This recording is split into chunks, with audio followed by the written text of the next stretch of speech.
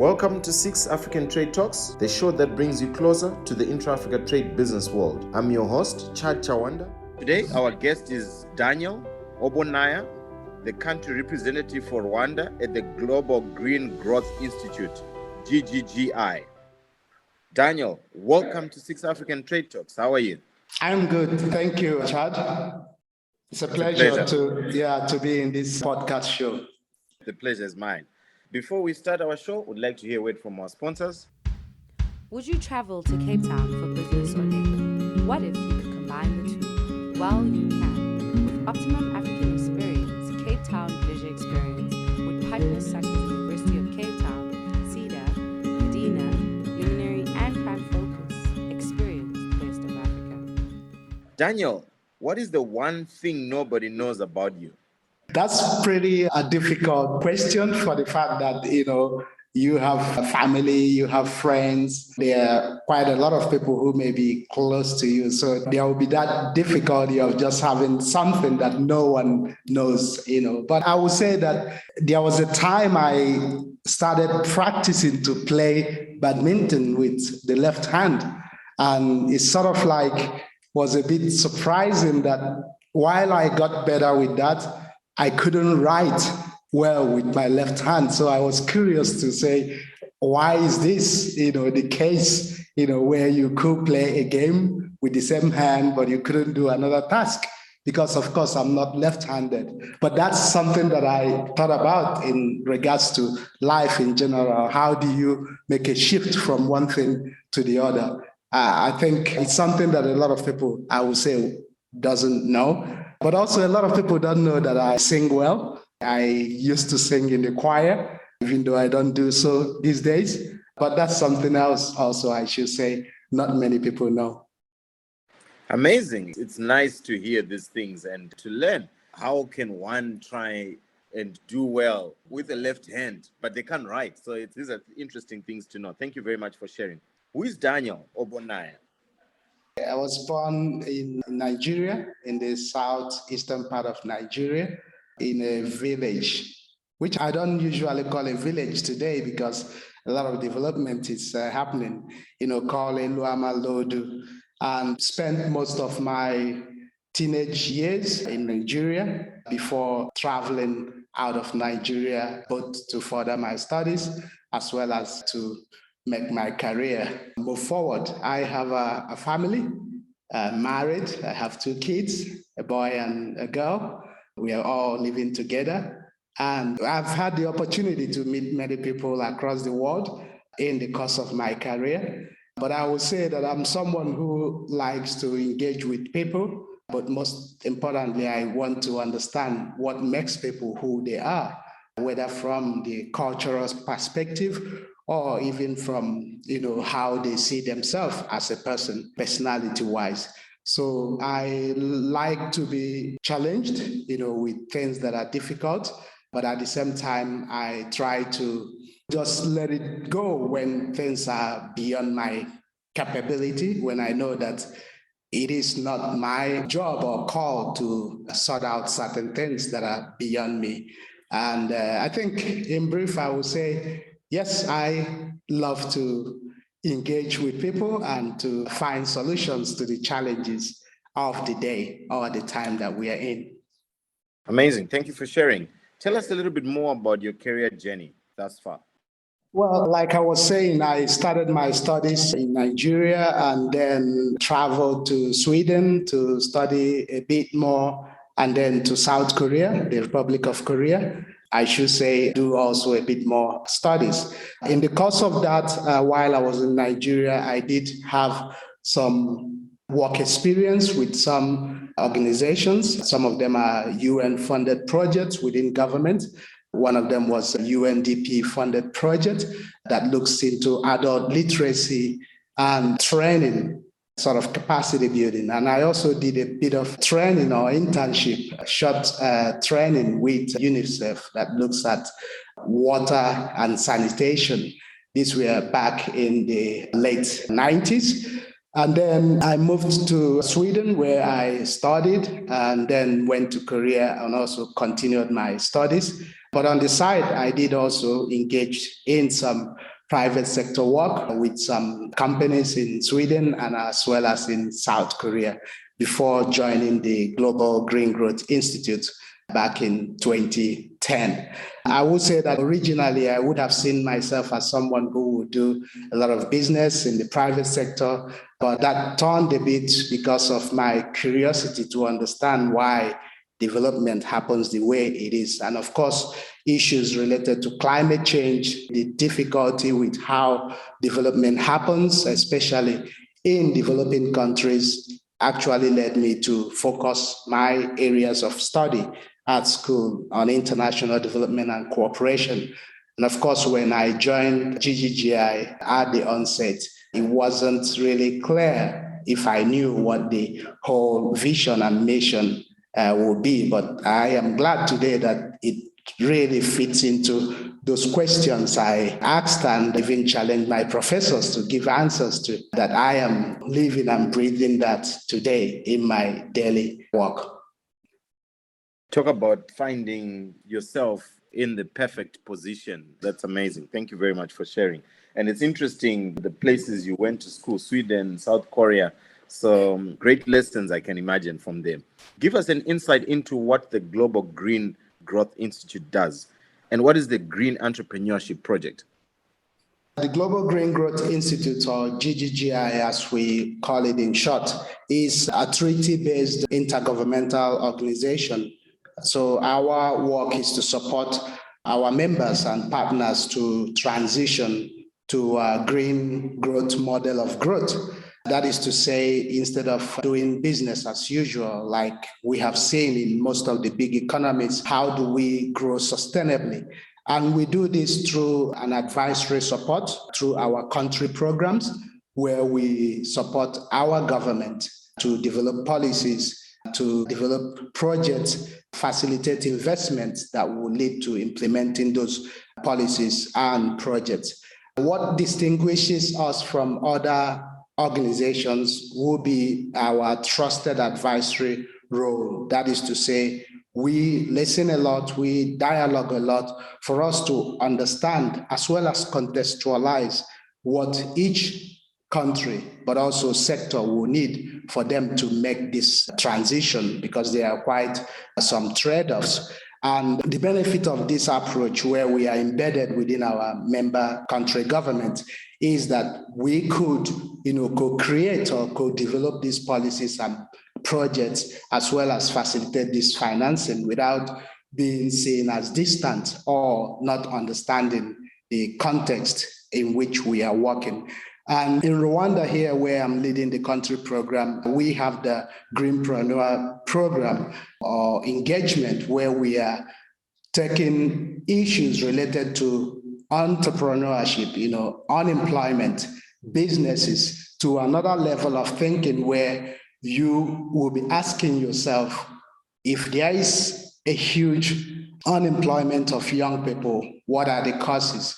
And if businesses are going as the same as they are in the last decades, and we are talking of the impacts of climate change, what can we do to ensure that there is a transition from this business as usual to a more sustainable business model? So what we do in the Green Entrepreneurship or Greenpreneurs program is to first create that awareness that there could be a different way of doing business or doing entrepreneurship.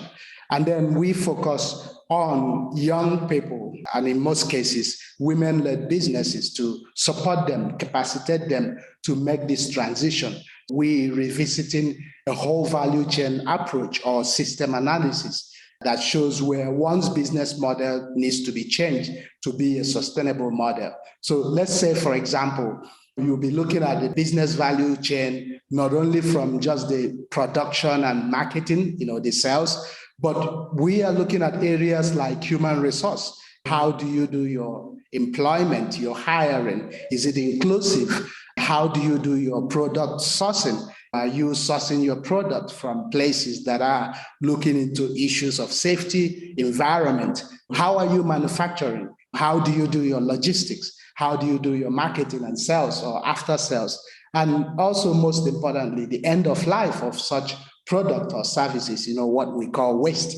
So when you go across this value chain in a system approach, you realize that at each stage, there is something that needs to change for your business to be termed green. That's exactly what we are doing. And the Greenpreneurs Network is a platform or a network of all businesses that are working towards this transition. And the idea is to have this one-stop platform where people can exchange ideas as well as share challenges and opportunities that they could experience as entrepreneurs in order to make their goal of becoming green. So this is an important aspect because the end goal of it is not only to make this shift, but also to bridge the gap when it comes to the transition from business as usual economic approach to a green growth pathway.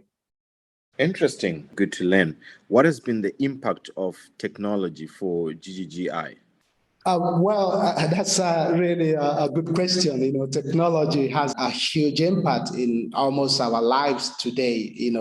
There is nowhere you can go now without you talking of technology in one way or the other. I should say for GGGI that does a lot of innovative approach to where we do business. Technology is becoming mainstream in the way we do work.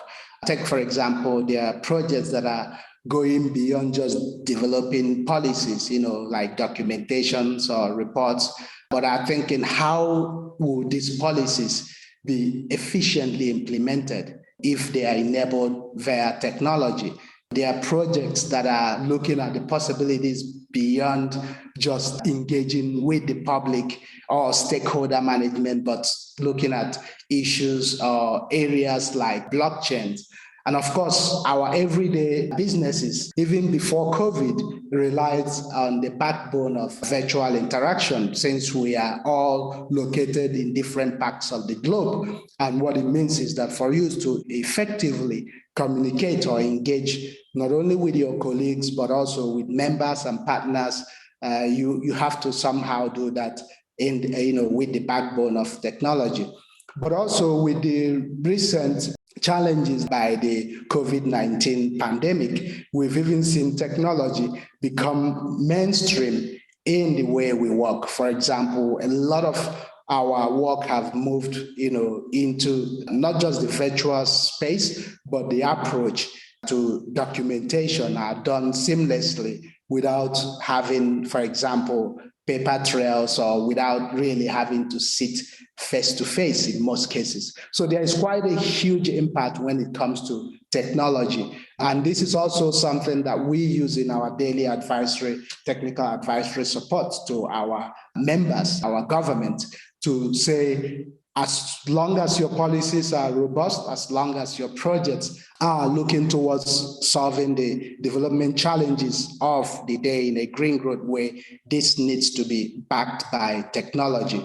And this is an area that is continuously evolving. But I will say that, yes, technology is positively affecting the way we do work. But it also comes with its own challenges. You can look at the challenges from an infrastructure aspect of it. For example, we had to say hello on video, but also for the audio to be stable, you need to make sure you have enough bandwidth. So the infrastructure needs to be there for technology to play its full role.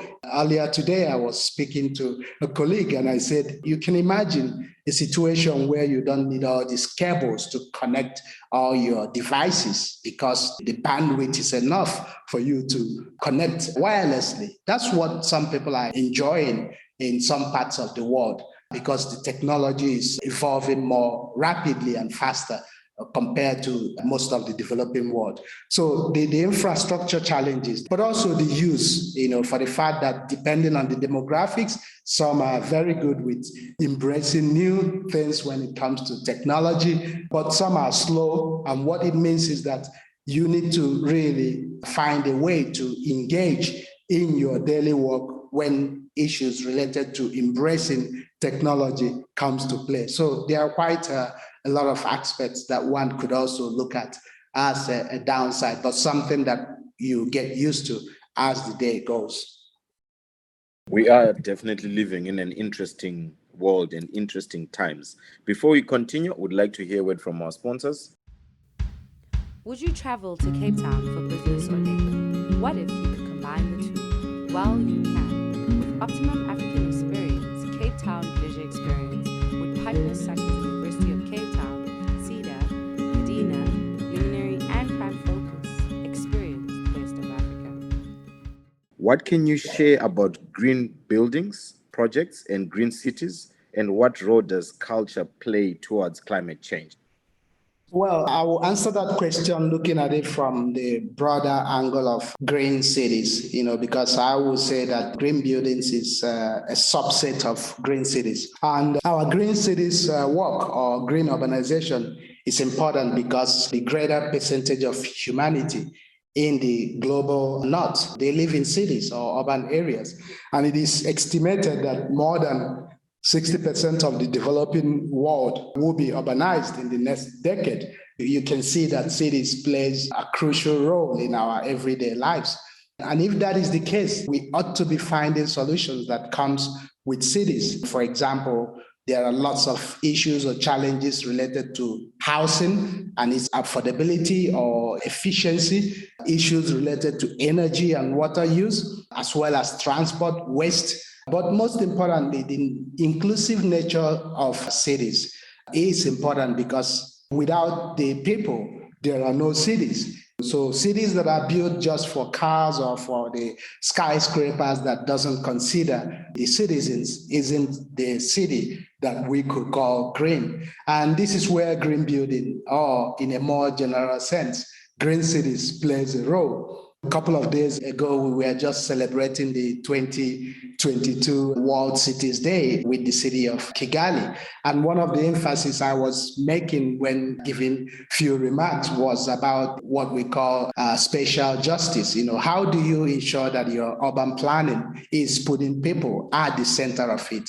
What is the ability for your citizens to own their space, to have the freedom to explore and relax in this space? And that brings to mind some of the works that we are doing regarding what we call nature-based solution as a means to infrastructure development, inclusive city planning when it comes to infrastructure development. A lot of people don't know that access is something that people really appreciate. Take, for instance, in many cities, they build very fancy roads without pedestrian walkways, whereas if you plan properly, you should be having the motorized infrastructure, but also pedestrian walkways as well as street lighting, because this provides the safe space for the people to interact. And this is something that is important when you talk of green cities. There has been a lot of talk about affordability. What does that mean in the context of each city or each neighborhood? There is quite a lot that we could actually learn from culture, because most times we tend to think that, okay, we need to go out there and copy and paste it here, and then we struggle with implementing that. When you look at most of the old cities that were built in most of Africa, there is that level of interaction, collective living. But today you realize that a lot of young people looking at the older generation will say, oh yeah, I'm not interested in living in apartment blocks or flats. I would rather want to live in my own house with the yards. In as much as that will not be a bad idea, when you are challenged with infrastructure, access, provision, when you are challenged with impacts of climate change, where you are talking of flooding, when you are challenged with services like transport, provision of electricity, the option you have to live in a place that is conducive but provides all that you need to live a meaningful life, then we should start reassessing what are the cultural aspects that could hinder us from achieving this. Even most importantly, when you are challenged with land, if cities are sprawling and moving all over the place, that means that you will not have land to do other things, to create the space for people to practice their agriculture, to create the space for you to do other aspects of life. than just building residents or businesses. So there is quite a lot that we could really look at when we talk of green cities. And this is coming back to say that any city that prioritizes its people or its citizen in terms of a more meaningful livelihood, a more healthy and resilient life is a city that could be damn green, if I could put it in a very layman perspective. Interesting. Climate change is a really big topic, and thank you very much for sharing. What opportunities do you see in Africa from a waste management point? Well, waste management is a complex aspect of life. I usually don't want to see it just as a sector, like sometimes we do want to box it into that. It's a complex aspect of life because we are not only looking at this from the collection of waste and disposal of waste, but looking at it from a circular economy approach, which is what we at GGGI, we are encouraging. So the question is, how do we close the loop when it comes to our resource production and consumption approach? There needs to be a close linkage from the business aspect of waste management to the psychological aspect of the role of society to manage waste. This will mean as we increase in the growth in population, especially in the developing world, there will be that tendency for consumption also to increase. But most governments who are understanding the challenges that comes with waste management are also looking at it from the opportunity aspect of it. Take for instance, how do you turn waste to resource rather than seeing waste as waste? Waste should be seen as resource. How do you ensure that people have this understanding of making sure that when they are producing, they are sourcing their materials from sustainable sources?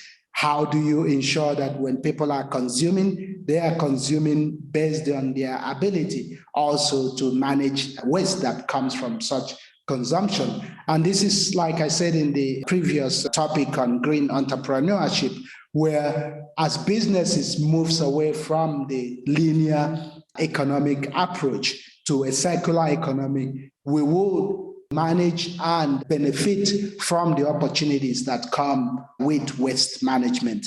As urbanization is happening, there are quite a lot of issues related to waste, whether it be just solid waste, liquid waste, hazardous waste, electronic waste. There are quite a lot of area that there is a huge opportunity, irrespective of the fact that we tend to see this just as a challenge. And countries that have made the effort, for example, Rwanda, to start from the onset to look at waste management differently, are seeing the results for the fact that even though there will be challenges that comes with clogging of drainages due to illegal dumping of waste, that is not always the case. Rather, the case is more about the topography or the terrain of the cities or the country. But there are places that you will go that infrastructure are built to navigate or to take away flood in the cities, but they are clogged with lots of waste, plastic, textile. And what this means is that those infrastructures are not serving their original purpose. And of course, the health implication is what we already know, things like mosquitoes breeding. But also we have seen that where citizens are taking the initiative by themselves to keep their environment clean by managing waste, they are now transforming this waste to resources. Small businesses that are recycling, small businesses that are looking at opportunities to extract maybe precious metals from electronic waste, as long as they are doing this from a safe perspective. And this is where governments that are organized from the policy point of view should not only look at these opportunities from the business aspect, but like I said, the psychological aspect to inform the citizens the need to really look at waste as an opportunity to make your life better. So there is quite a lot that could be done when it comes to understanding how we can close this loop, like I said, from the production approach to the consumption. So everybody has a role to play to say, I could take a different step rather when it comes to how I produce my goods or render my services. I could also take a different approach to how I consume and recycle my waste. That's great. The lesson I take out of there is let us look at waste as an opportunity to make lives better, and let us be responsible citizens. It's our countries. We have to make it better. Any books or podcasts you'd like to recommend to our listeners? I do read a lot of our reports because it reminds me of the work we do in terms of what we have been doing within the organization. So I will encourage people to visit our site and read most of our insights brief, which are really straight to the point. I read quite a lot of books, but recently I've been reading the book on the business of making the world a better place. It is written by the founder of Devex. And the book talks a lot about what has happened and what will happen when it comes to development. For podcasts, I do listen to quite a lot of podcasts that are looking at the transition to green growth or climate action. But there is this podcast called Sustain 267 podcast. It is hosted by a young person known as Patu. I like the podcasts because she talks a lot about the role of young people when it comes to taking action, when it comes to climate change and green growth. Would you travel to Cape Town for business or leisure? What if you could combine the two? Well, you can. With Optimum African Experience, Cape Town Leisure Experience, with partners such as the University of Cape Town, CEDA, Medina, Luminary, and Prime Focus. Experience the best of Africa. Africa is a continent full of potential, but potential means nothing if we don't take action to create value.